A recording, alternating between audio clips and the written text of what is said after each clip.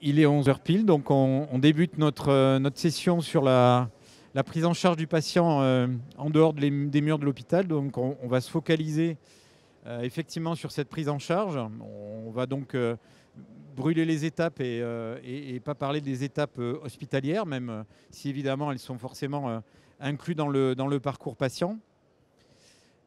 Donc dans la logique de prise en charge du patient, on va d'abord voir ce que le patient à domicile peut faire, et notamment il peut préparer sa venue à l'hôpital et préparer sa préadmission, déposer des documents sur le portail patient, donc en utilisant ce portail patient notamment en mobilité. Ensuite, le professionnel de santé, qu'il soit administratif ou qu'il soit médical, va pouvoir accéder au travers du dossier patient informatisé TrackCare à l'ensemble des documents qui ont été transférés via le portail patient par le patient, à des réponses au questionnaire. Là, en l'occurrence, il va avoir une consultation d'anesthésie. Il a reçu un questionnaire d'anesthésie et donc il va renvoyer ce questionnaire récupéré dans le dossier patient. Puis ensuite, une fois qu'il a eu sa consultation, son hospitalisation, etc., on continue à suivre ce patient qui reste impliqué dans son suivi à domicile au travers du portail patient, puisqu'il va pouvoir aller consulter un certain nombre de documents, répondre aussi à des questionnaires en post-hospitalisation, en post-chirurgie. Et ensuite, ce patient est aussi suivi à domicile par une structure d'hospitalisation à domicile. Et donc l'infirmière va se déplacer au lit du patient, si je puis dire, à son domicile. Elle va pouvoir accéder en mobilité au dossier patient informatisé, TrackCare, par tablette, smartphone et autres. Elle va pouvoir alimenter ce dossier avec des notes d'évolution, en prenant des photos de plaies pour suivre l'évolution des plaies. Elle aura de multiples possibilités de faire tout ça. Et puis à la fin, dans le cadre de ce suivi de patient, on lui a proposé aussi d'avoir un suivi un petit peu serré en téléconsultation. Donc on verra comment, au travers du portail patient et de la solution dossier patient informatisé TrackCare, on peut organiser cette téléconsultation.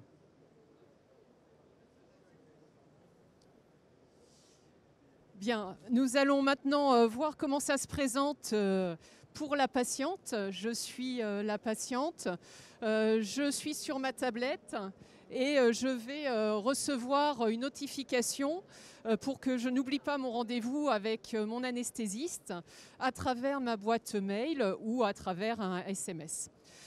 À partir de là, je vais aller me connecter sur mon portail patient. Donc vous voyez qu'il est accessible aussi bien sur PC via un navigateur que sur tablette. Et lorsque je me connecte, j'ai de suite l'information des éléments importants qui me concernent, des nouveaux éléments, notamment le rendez-vous avec mon anesthésiste, où je vais pouvoir vérifier à quelle heure j'ai rendez-vous, à quel endroit, et toutes les informations importantes. J'ai aussi reçu un message qui m'informe que j'ai un formulaire, un questionnaire pour préparer ma visite dans l'établissement. Donc pour préparer ma consultation d'anesthésie, on me demande de remplir un questionnaire que je vais pouvoir faire en ligne. Et ça va directement aller alimenter le dossier patient TrackCare et permettre à l'anesthésiste de récupérer l'information.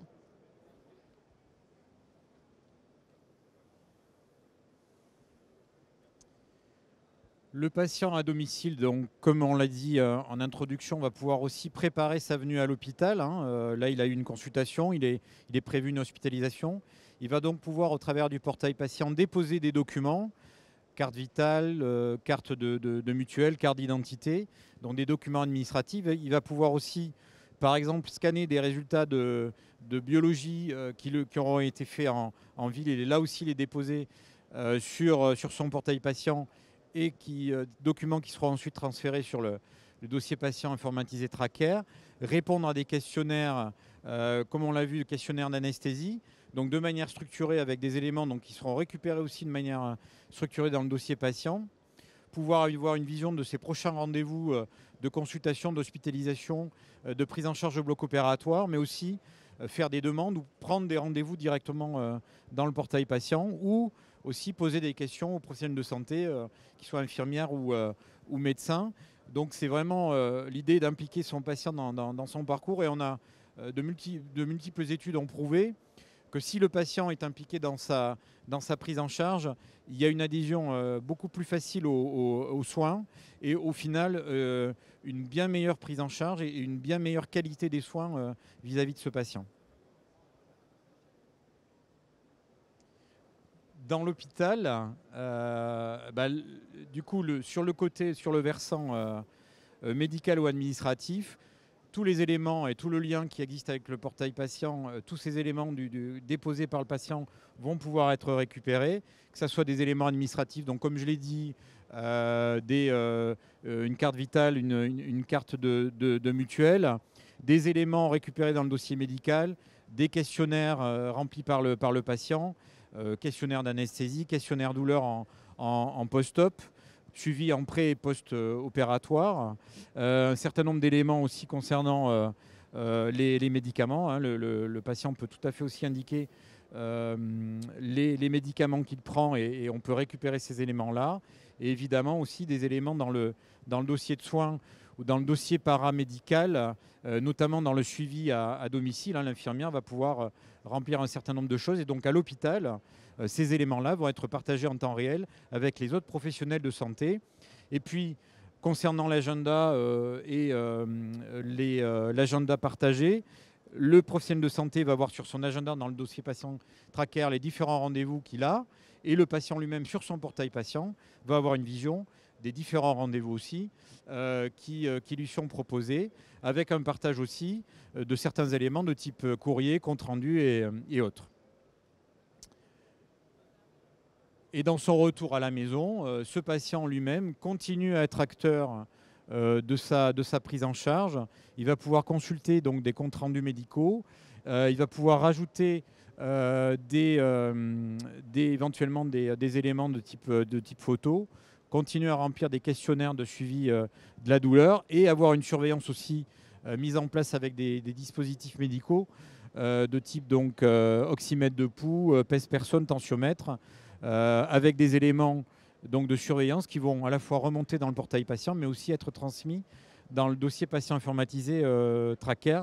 Donc tout ça est possible évidemment au travers du portail patient, avec la possibilité aussi d'envoyer des messages aux professionnels de santé.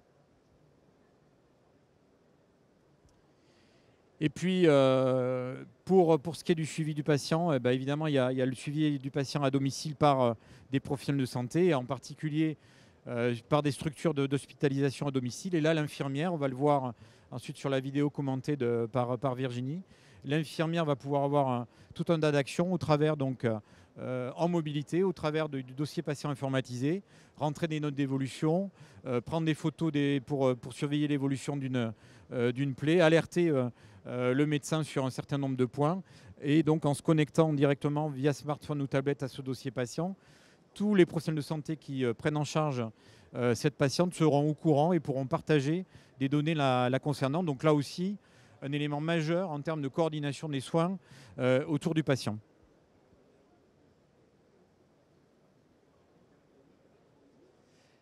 Bien, alors maintenant, je vais prendre le rôle de l'IDE à domicile, qui avait accès à la liste des patients pour lesquels elle doit agir, les patients dont elle a la charge. Ça lui permet d'accéder très rapidement au dossier du patient et de saisir les éléments importants du dossier. Là, typiquement, par exemple, les signes vitaux. Donc, elle va prendre pouls, tension, température, fréquence respiratoire dans le dossier du patient, avec une visualisation graphique des saisies. Elle accède à l'ensemble des informations ordonnances de sortie, par exemple, qui ont été mises sur le patient. Et elle va aller, à travers sa tablette, puisque nous sommes en mobilité, elle va aller prendre une photo de la cicatrice post-opératoire du patient.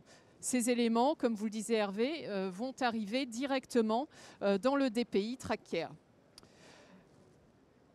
Donc voilà, je vais indiquer quel type de document il s'agit pour pouvoir bien les classer ensuite dans le dossier du patient. Mon patient est un peu douloureux, donc je vais alerter l'établissement de cette information.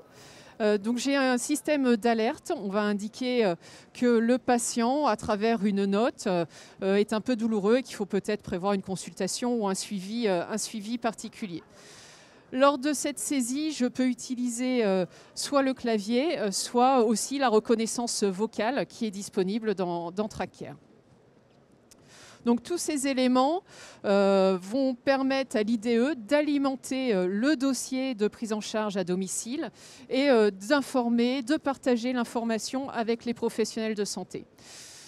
Cette alerte, comme vous le voyez, dans TrackCare, me permet d'alimenter une liste de travail qui va être mise à disposition des personnels coordinateurs dans l'établissement ou des médecins. Et je retrouve les patients pour lesquels cette alerte a été posée et je peux accéder à l'ensemble du dossier pour prévoir les actions à mettre en place pour la prise en charge du patient.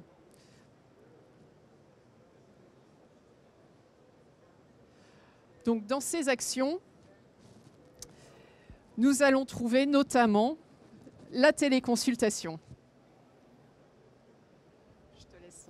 Donc cette téléconsultation, elle permet évidemment de faire un suivi rapproché du patient sans besoin qu'il se déplace à l'hôpital. Et là, l'idée, c'est que en fait, les informations concernant cette téléconsultation vont être partagées sur le portail patient. Le patient va avoir une vision de ces différents rendez-vous et en particulier du rendez-vous de téléconsultation. Et le professionnel de santé, lui, qui va aussi, donc le médecin qui va avoir ce patient en téléconsultation, va avoir sur son agenda, sur l'ensemble de ces consultations, identifié les rendez-vous de téléconsultation et on l'a vu dans une session précédente, au travers du dossier patient, on va pouvoir directement se connecter via un appel contextuel à la plateforme de téléconsultation, quelle qu'elle soit. Bon, là, on a pris l'exemple de Teams, mais on pourrait très bien s'interfacer avec n'importe quel type de plateforme de téléconsultation. Alors, comment ça fonctionne? Je vais de nouveau être le patient, me connecter à mon portail.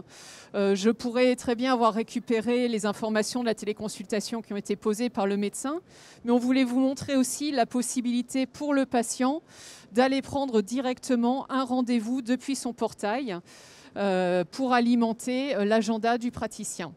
Donc là, je vais aller choisir quel service pour la téléconsultation et je vais avoir un jeu de questions-réponses pour savoir si je suis bien éligible aux téléconsultations. Donc là, en l'occurrence, je suis déjà venue dans l'établissement, donc je peux aller en consultation et je vais choisir directement mon créneau de consultation qu'on va retrouver ensuite lorsque je suis médecin. J'ai la liste des consultations du jour et vous voyez que nous avons des icônes, donc une icône particulière qui me permet d'accéder, de lancer directement la téléconsultation tout en restant dans TrackCare, avoir accès au dossier et en même temps lancer ma visio avec mon patient pour pouvoir faire ma consultation à distance.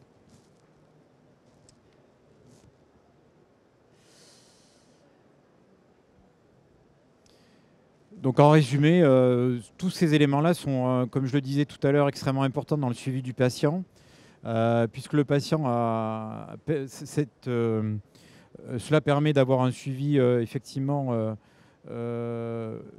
très serré et avec la possibilité d'utiliser les différents outils à notre disposition, à la fois le portail patient pour impliquer le patient dans sa prise en charge, mais aussi le lien direct avec le dossier patient informatisé TrackCare avec des échanges de documents, la possibilité d'avoir des éléments de surveillance à domicile de type pèse-personne, tensiomètre, etc. Donc avoir une qualité de prise en charge nettement améliorée entre le patient et les professionnels de santé, mais aussi entre les professionnels de santé eux-mêmes pour améliorer la coordination des soins au travers de ces différents outils. Est-ce que vous avez des questions sur tous ces sujets-là? Bien, écoutez, on vous remercie et on vous souhaite une bonne journée. Bonne journée, merci.